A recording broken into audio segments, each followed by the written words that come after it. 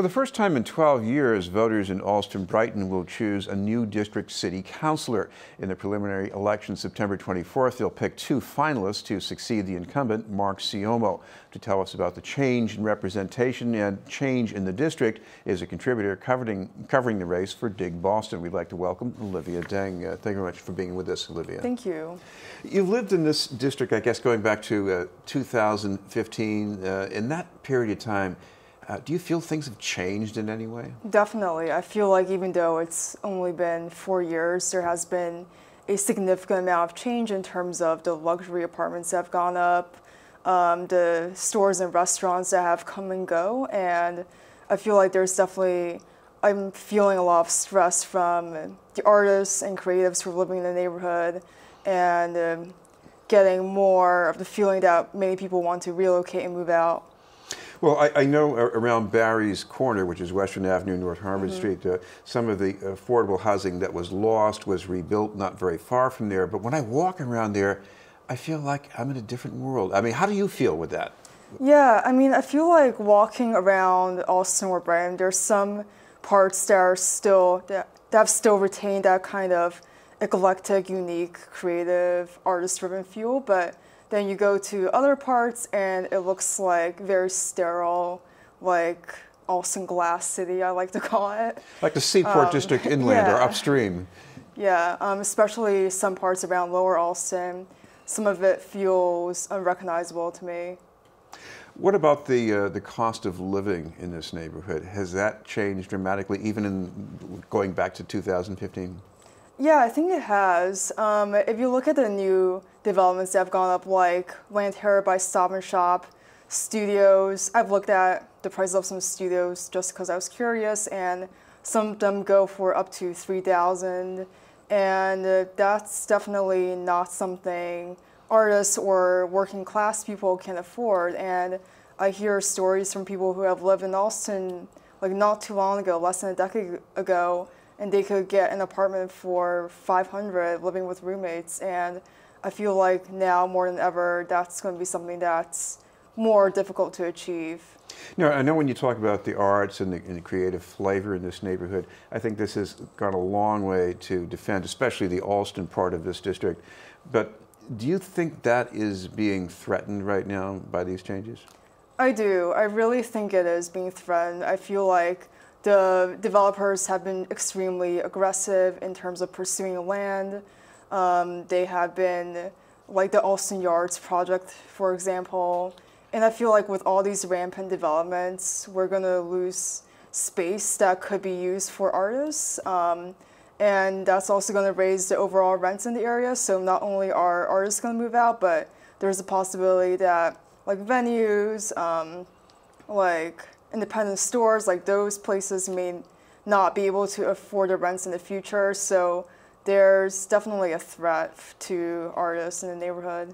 Now, when many people hear artists, they picture someone who lives somewhere for 1 or 2 years and settles down somewhere else. But when I was reading your article about this race, I got the impression that the artists have settled down and they're really connecting to the rest of the community. I mean, is that the case for you? Yeah, so I feel like a lot of artists do want to live here. But they're struggling because of the high rents or rising cost of living. But there are some artists who have like deep roots in the neighborhood and are highly invested in like advocacy and activist efforts, like the artists at Artists Impact Allston, who have been doing a lot of work around these issues. So like there's definitely a mix. Artists who have been here for a long time, and want to advocate for a neighborhood, and also like a good amount of artists who want to be here, but they can't afford to. This is being in the news, and we're talking with Olivia Deng from DigBoston about the Allston-Brighton District City Council race. Olivia, turning to the candidates, what about the mix here? You got a couple of people who've lived in this district all their lives, and the rest of them, different story.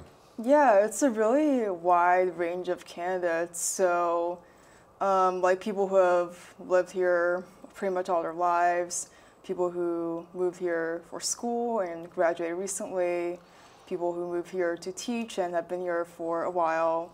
And not only do they vary in how long they've lived here, but also their background. So some of them are like educators, some of them are physical therapists, one of them is a law graduate.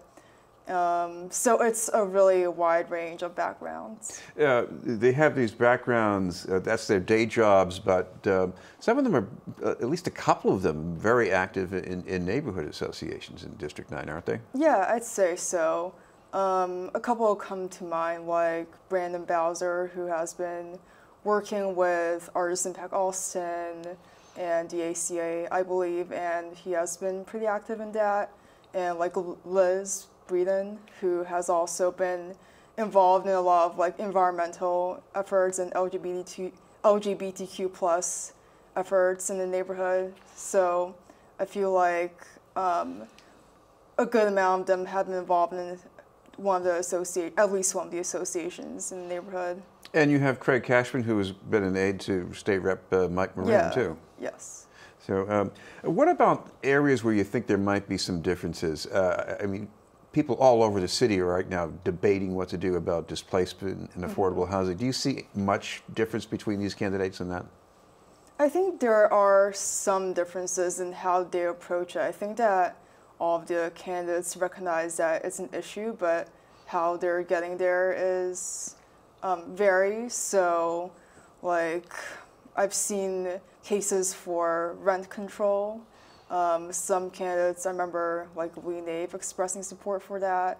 Other candidates are about like setting aside a minimum for raising the minimum percentage for affordable housing. I believe Brandon Bowser said that was something he'd address. And also addressing artists and workforce housing. So some candidates have made that like a central part of their strategy, while others seem to have not considered it as much. I also hear from some of the candidates that we've interviewed already a sense that this is becoming also less of a family district in that it's not just artists being displaced, but it's just, it seems there's a new population that's more like, you know, almost like short-term rental population. I don't know, is there much of that going on in District 9 now?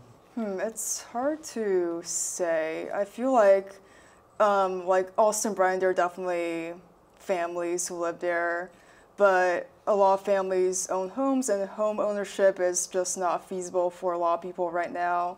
So they're probably moving out of Allston-Brighton if they want to buy a home. I feel like if transitory population is the word, I feel like that is not so much driven by like working class people or artists, but more like wealthy professionals who can afford like the new luxury developments and do not really plan on planting roots in the community or doing things for the community, just a place to live. And of course, one thing that this district is notorious for politically is low turnouts, especially in Allston. Do you see that changing at all with this race? I do. I definitely do see it changing. I feel like a lot of people are energized, and I feel like there has been a lot of anger about how unaffordable it is and a lot of fear about the possibility of losing art spaces. This is not just, I feel like what's happening around the city has also impacted how people think about Allston. So like we've lost EMF in Cambridge, a lot of art spaces have been shutting down, and I feel like it's a citywide thing, and it's like no different that this could threaten Allston-Brighton as well. Finally, Olivia, we should mention that people can read your story in DigBoston, at least online. So what's the best way to get there? Yeah, so you can just visit digboston.com and just Google my name. Great. Thank you very much for being with us, Olivia Deng from Thank you. DigBoston.